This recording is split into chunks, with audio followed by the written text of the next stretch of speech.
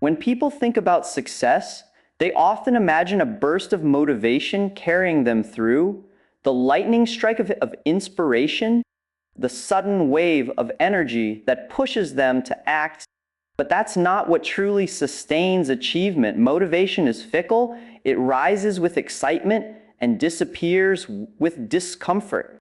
If you rely on it, you'll spend most of your life waiting for the mood to be right, the energy to return, the stars to align. And the truth is, those moments are rare. Discipline, on the other hand, is not about waiting. It's about doing. It's about showing up when you don't feel like it, acting not because the mood supports you, but because you've decided your future depends on it. Success doesn't come to those who feel ready. It comes to those who do the work regardless of how they feel. Think about the difference between a child and an adult. A child acts when it's fun, when it's easy, when they feel like it.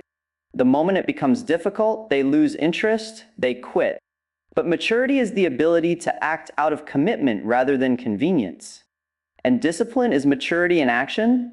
It's choosing what matters over what feels good in the moment. This is why discipline is greater than motivation. Motivation asks, do I feel like it? Discipline says it doesn't matter. Motivation depends on emotion. Discipline depends on decision, and decision, repeated consistently, carves the path to success. Consider an athlete. On the days they feel motivated, training is easy. The sweat feels like progress. The effort feels rewarding. But the true test comes on the days when their body aches, when fatigue weighs on them, when motivation is nowhere to be found. That's the day that defines them, because if they train only when motivated, they'll remain average. But if they train when tired, uninspired, even doubtful, that's when greatness is forged. And this principle applies to every domain. The writer who writes only when inspired will produce a handful of pages in a lifetime. The writer who sits at the desk every day, rain or shine, will produce books. The student who studies only when curious will remain shallow. The one who studies with structure, regardless of mood, will master their field. The entrepreneur who works only when excited will build ideas that collapse. The one who works with discipline will build businesses that last. Now, why is discipline so difficult? Because it demands sacrifice. Every act of discipline is a choice to give up immediate pleasure for long-term gain. And the human mind is wired for immediacy. We crave reward now, not later. That's why so many people remain stuck. They want the outcome, but they refuse the sacrifice. They chase motivation because it feels good, but they resist discipline because it feels hard. Yet all success, every real lasting success, comes on the other side of that sacrifice. You want a strong body? You sacrifice comfort in training. You want mastery of knowledge? You sacrifice time in study. You want a meaningful career? You sacrifice distraction and ease. The formula never changes. Discipline is the currency. You pay now or you pay later with regret. And here's something deeper. Discipline is freedom. People imagine it as restriction, as if it chains you, but the opposite is true. Without discipline, you are a slave to moods, to whims, to external circumstances. You do only what you feel like when you feel like it, which means you are never truly free. Discipline, however, liberates you. It breaks the chains of impulse. It allows you to direct your own life, to become the master of yourself. Philosophers have said for centuries that freedom is not the absence of rules. It's the mastery of self. And mastery of self is born in discipline. To say no to distraction, to endure discomfort, to continue when every fiber of you says stop. That is freedom, because then you are stronger than your impulses. Now, none of this means motivation is worthless. Motivation is useful. It's the spark that can ignite movement, but sparks don't last. They flare and die. Discipline is the steady fire that sustains you through the night. You need both.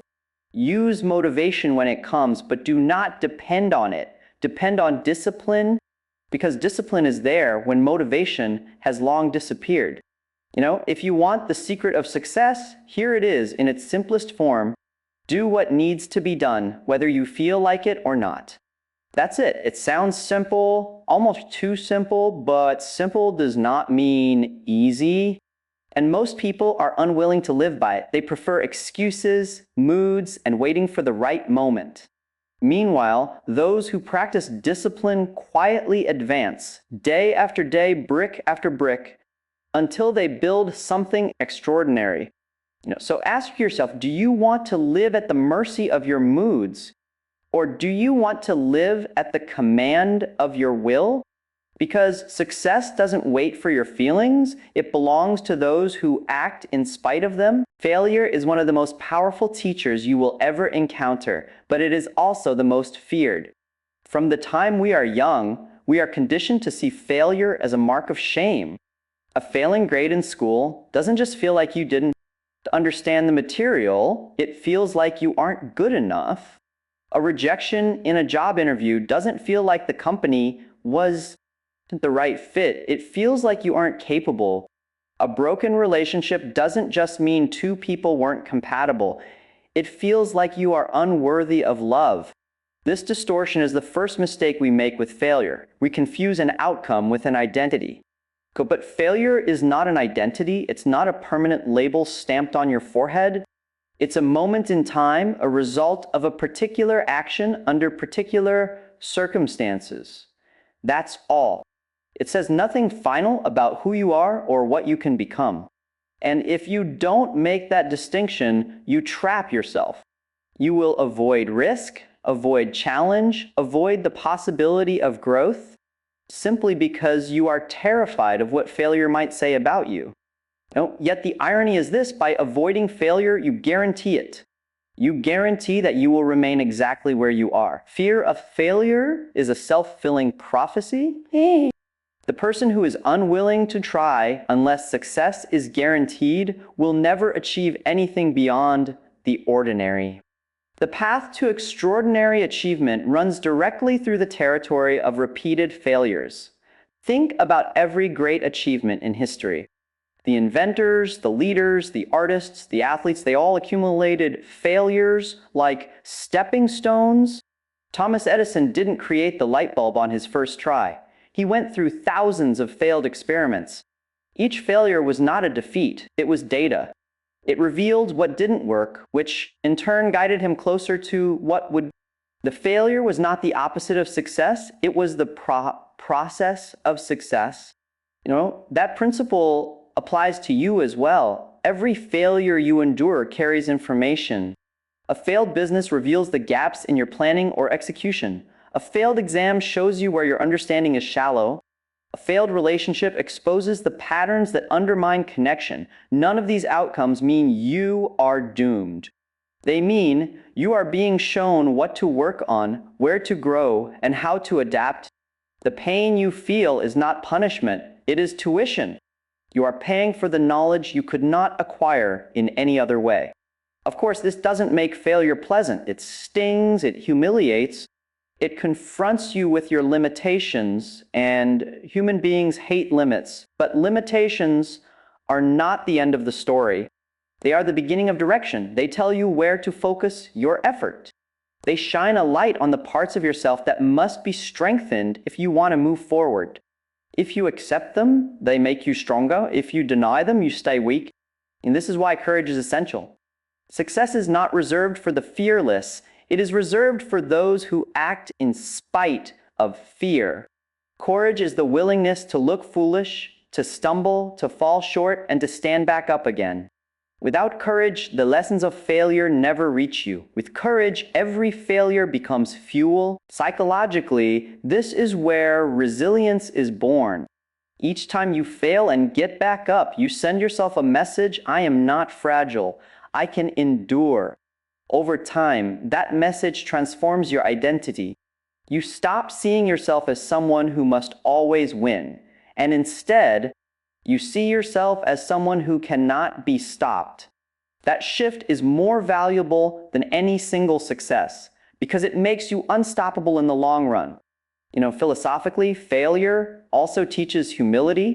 It strips away arrogance, reminding you that you are not infallible, that mastery requires patience, and that progress requires persistence. Humility is not weakness, it is alignment with reality, and reality will not bend to your ego. If you are too proud to fail, you are too proud to learn. So the secret is not to fear failure, but to reframe it. Stop asking, what if I fail? Start asking, what will I learn when I do? Because failure is inevitable. You will stumble. You will miscalculate. You will face rejection. The real question is, will you waste that failure, or will you extract the lesson it contains? Right? When you look at the people who succeed at the highest levels, you'll notice something remarkable. They are not necessarily the smartest, the most talented, or the luckiest. They are the ones who failed, learned, adjusted, and persisted more times than anyone else. They embraced failure as a companion, not an enemy. And because of that, failure refined them until they became the kind of people who could handle success. So if you are serious about success, stop running from failure. Welcome it.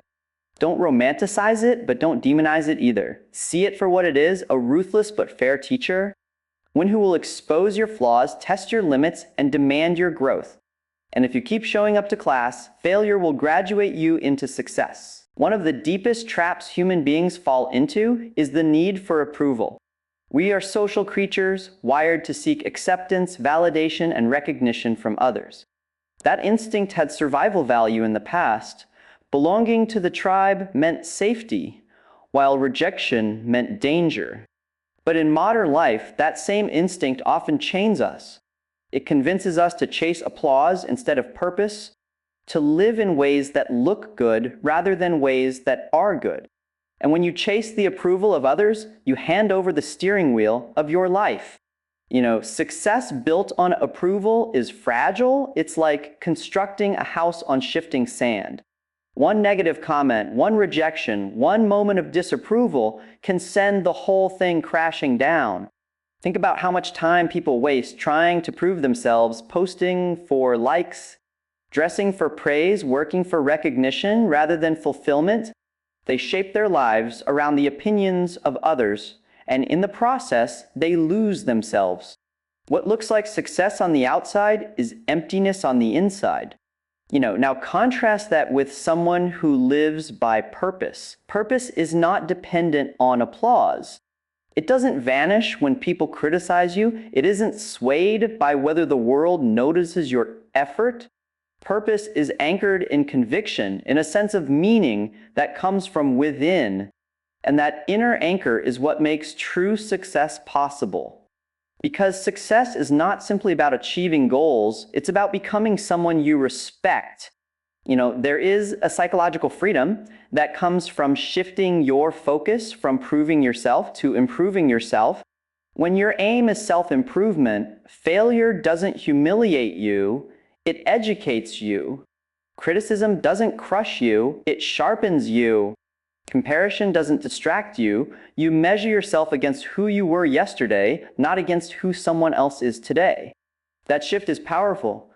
It pulls you out of the endless game of trying to look successful and places you in the deeper work of becoming successful.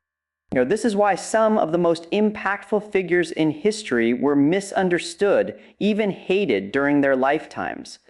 They weren't chasing approval, they were chasing purpose. Socrates was condemned for questioning the status quo. Galileo was attacked for telling the truth about the universe.